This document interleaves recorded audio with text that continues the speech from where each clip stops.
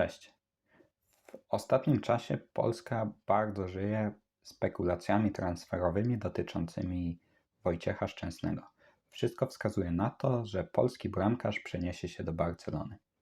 Jeśli oglądasz to wideo, a jeszcze nie mówisz płynnie po polsku, to mogą przydać Ci się napisy, które możesz aktywować tu na YouTubie. A jeżeli potrzebujesz pełnej transkrypcji z dodatkowymi ćwiczeniami, tak żeby zapoznać się z nią we własnym tempie, to jest ona do pobrania bezpłatnie na mojej stronie internetowej.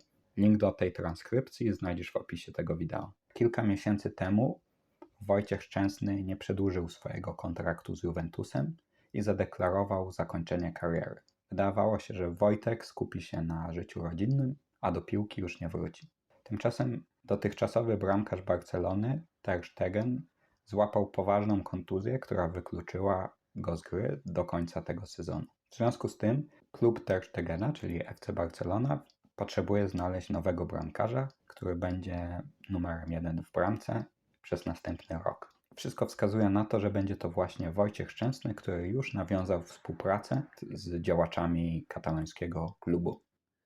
Minęło kilka dni i ta informacja jest już oficjalna, czyli Wojciech Szczęsny jest oficjalnie piłkarzem Barcelony.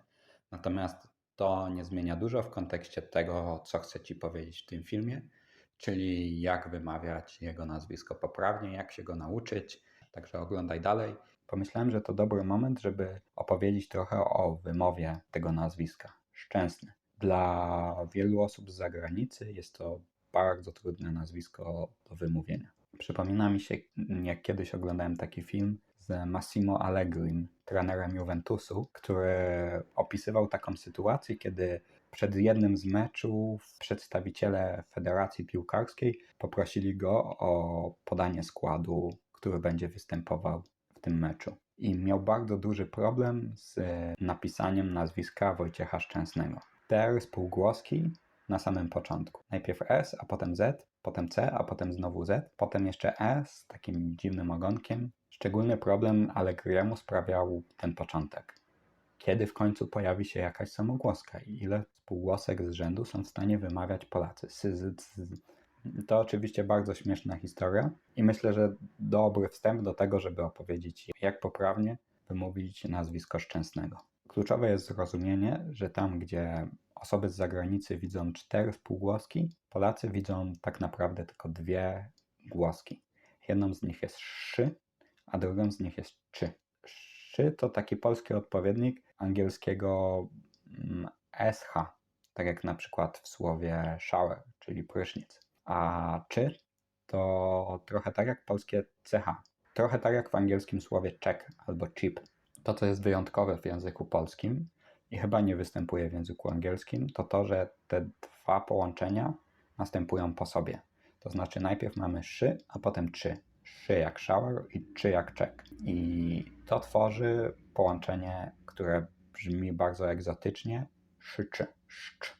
Kiedyś jak uczyłem tego moich znajomych z Włoch, skojarzyło im się to z przeładowywaniem karabinu maszynowego. Szcz.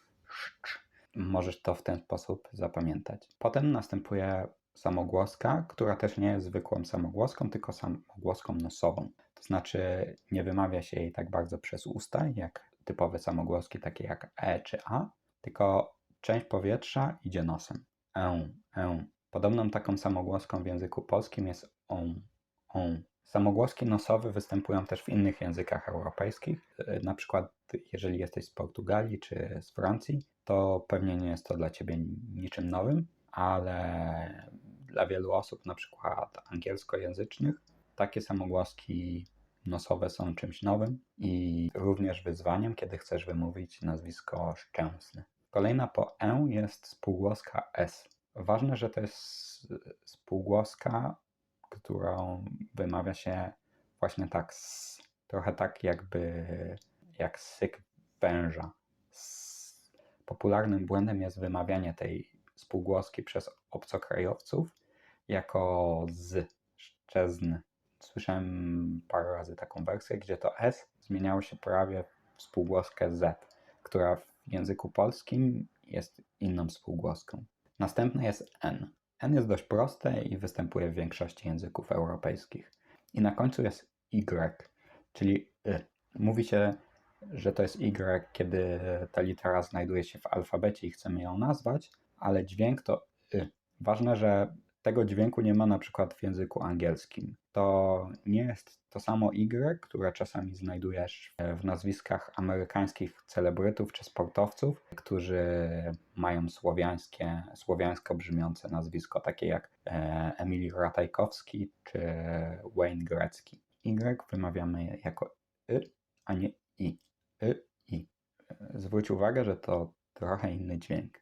Ok, no to znasz już wszystkie głoski, które wchodzą w skład nazwiska Szczęsny, czyli szy, czy, Szczęsny. Szczęsny.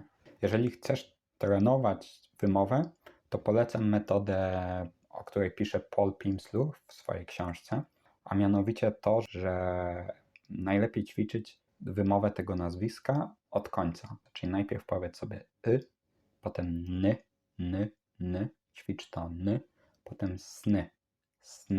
Ważne, żeby to było żebyś usłyszał i zaakcentował mocno to ten taki syk na początku.